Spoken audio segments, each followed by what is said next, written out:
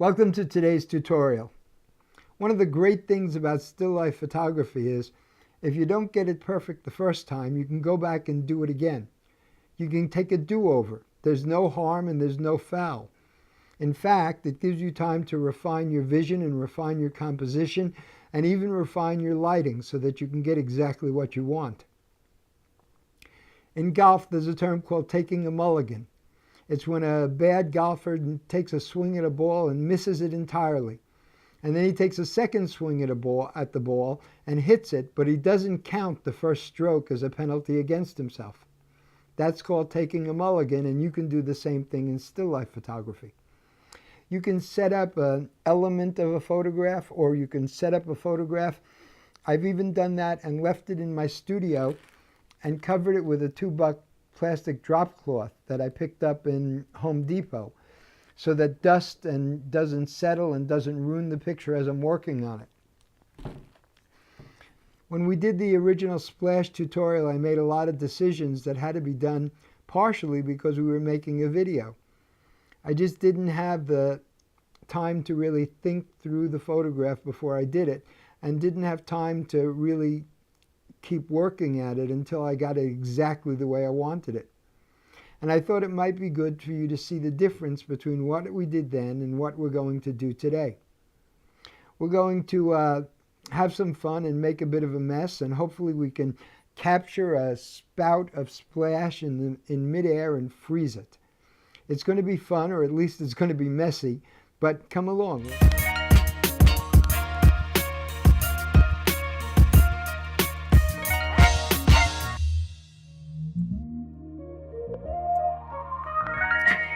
Since we were redoing the shot, I was working with a round-bodied shaker, and I wanted to find a way of supporting it. You might remember that when we did the tutorial on called A Shot of Scotch, we were working with a square-edged bottle. And that square-edged bottle allowed me to use a bar clamp to support my bottle that had rubbery jaws and that we could ratchet tight around the sides of the bottle because the sides of the bottle were parallel. For this particular instance, or if I was working with a wine bottle or a water bottle or any round bottle, I needed a different way of mounting it because this bar clamp wouldn't hold the shaker steady the way I wanted it to be held. So our first thing that we had to work on was figuring out a way to mount the shaker, the round body of the shaker, exactly where we wanted it in the photograph, in our new composition. It was one of those things that we didn't have time to figure out when we did the splash shot, but now that we had time to think about it, it was a way to find out a way to do it. At the same time during that tutorial, I talked about, in the first splash tutorial, I talked about cutting a hole in the bottom of the shaker.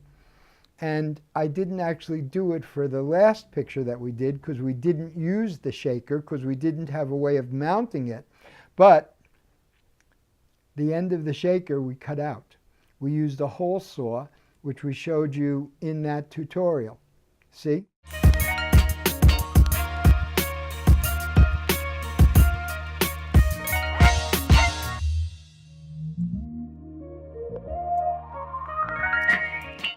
Before we go on and talk about the way I mounted the shaker bottle, I wanted to point out some of the things that I wanted to do that were different.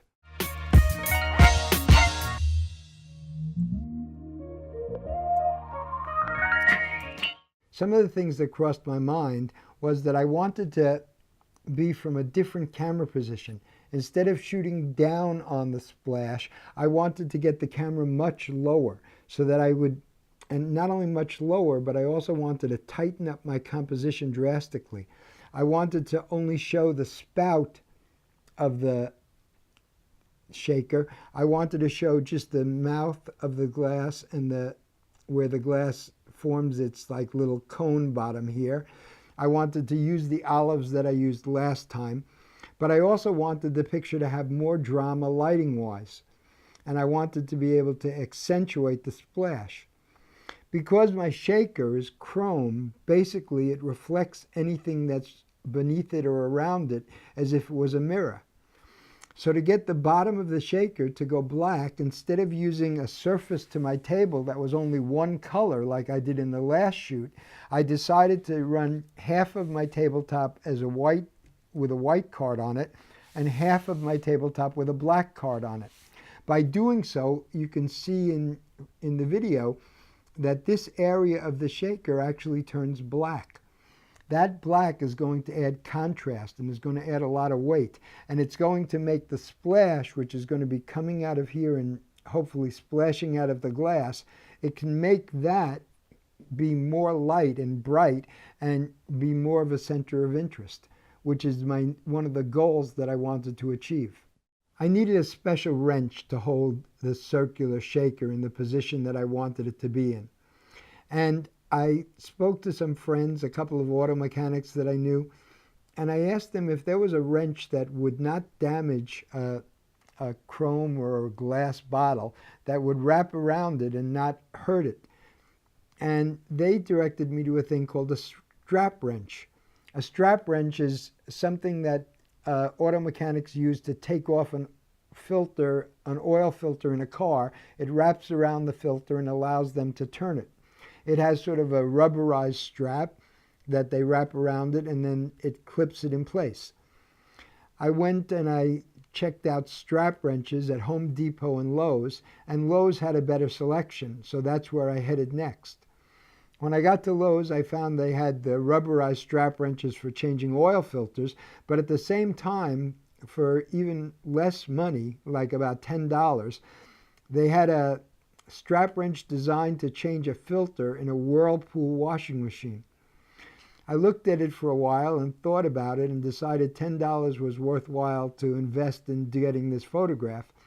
And my next step, after I bought the wrench and got it back to my studio, was to figure out a way to mix the strap wrench that I bought with traditional photographic grip equipment, which we showed you in another tutorial, and come up with a way to mount the strap wrench so that we could position the shaker exactly where we wanted it.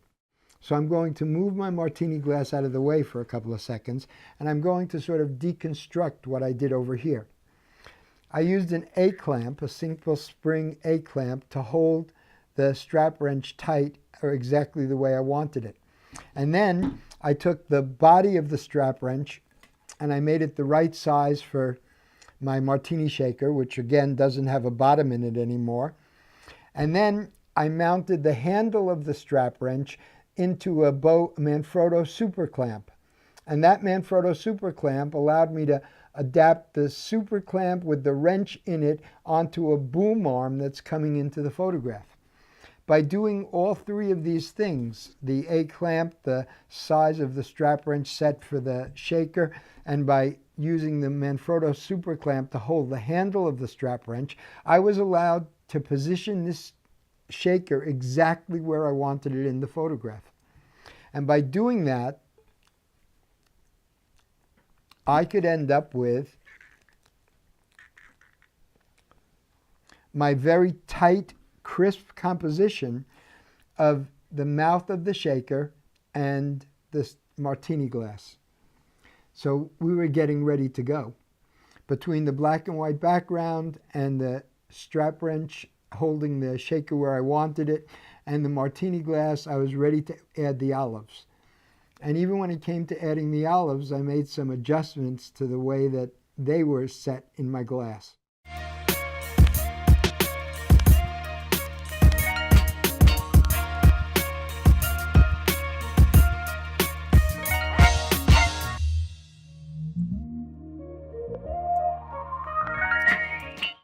You might not know this, but the first time I did the splash shot, I went crazy working with the olives. The reason why is I put them on the skewer and then I placed the skewer in the glass with the olives on it. And I picked my olives very carefully, but once I was putting gin into the glass, pouring it in and blowing it out so that with a soda straw, so that I was getting this splash effect, the olives were bouncing around like cats on a hot tin roof. They were bouncing around and they wouldn't really hold still and they kept turning and I would lose the red pimento that I was so interested in seeing. And it caused me no end of grief. And I thought, as long as I'm redoing the shot, we might as well look at everything in the shot and get it exactly the way I wanted it. And there must be something that I could use that would keep the olives from moving, that would not be visible. I thought of using crazy glue. I thought of using fun tack. And then I remembered that I'm going to let you in on a secret. My dad wears dentures. And I was at my parents' house and I swiped a tube of his Polygrip. It keeps his dentures in place and it doesn't let the dentures fall out of his mouth while he's talking to people. So I decided that it holds under saliva, so it would probably hold under gin also. So I took the 2 olives that I had chosen because they had perfect pimentos, and I added a little teeny squirt of Polygrip to the back side of each one of them. I don't think I'm ever going to be able to give this tube of Polygrip back to my father. And then I added a second one over here so that there were 2 little dabs of Polygrip on the olives. And then I placed them where I wanted them in the glass, and I just pressed them into position. And now, hopefully, the olives are going to stay exactly where I want them when the gin starts coming out of the shaker. Some of you may remember that in the last splash tutorial, I ended up getting a more intense stream of air going across the gin being poured into the glass so that the splash really bubbled up. And I did that by applying the Bernoulli principle and taping 2 soda straws together. Actually, they were iced coffee straws from Dunkin' Donuts, which is the drink that I use intravenously. Now, the problem with that is we're going to put it behind so it's not visible to the camera. But even though we're going to put it behind the shaker, I'm going to show it in the front. And if you'll notice, even if it's hidden by the spout of the shaker, it still would not be aimed at the center of the glass where I really need the splash of air to hit the glass so that the gin ends up pouring out where I want it to pour out. To get around that problem, I got a couple of little children's soda straws that have a bendy end, so that I can bend them, because these soda straws, when you bend them, they crimp, and then all of a sudden the air won't come through them. So I'm going to take 2 soda straws and put them together like this, and then I'm going to take a little bit of gaffer tape, a small piece, and I'm going to tape the 2 straws together so that I get a strong air stream. And then I'll be ready to tape this to the back of my shaker so that the stream can be directed where I want it to be directed, but still be hidden behind the mouth of the shaker. And then I'll be ready to light the set. And after I light the set, we'll be ready to make some splashes on our set over here and have some fun.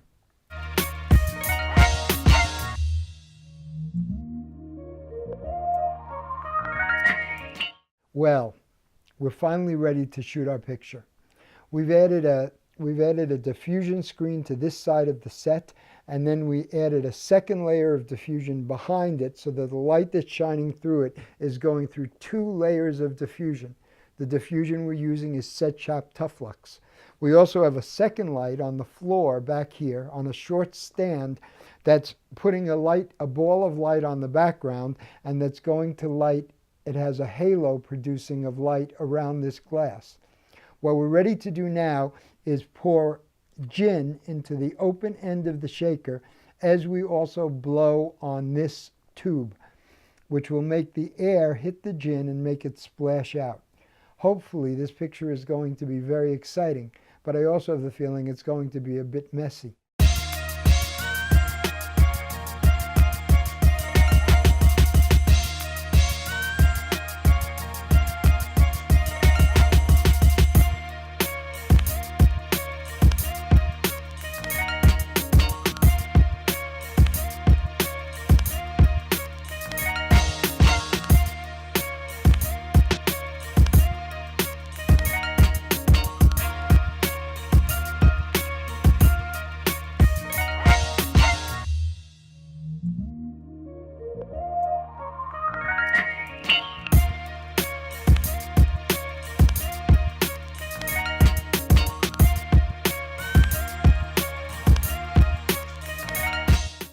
the difference between the shot from the first tutorial and the shot from the second tutorial, which we just did tonight. Notice that the liquid looks much more interesting, more alive. We can see the gin pouring out of the shaker, the bubbles of gin floating around in the air add to the excitement, and the whole thing has more energy. We also like the color and the lighting on the olives and the pimentos. We feel that it's much more exciting and interesting. We hope you had a good time coming on tonight's tutorial, and we've got a mess to clean up. We'll see you next time.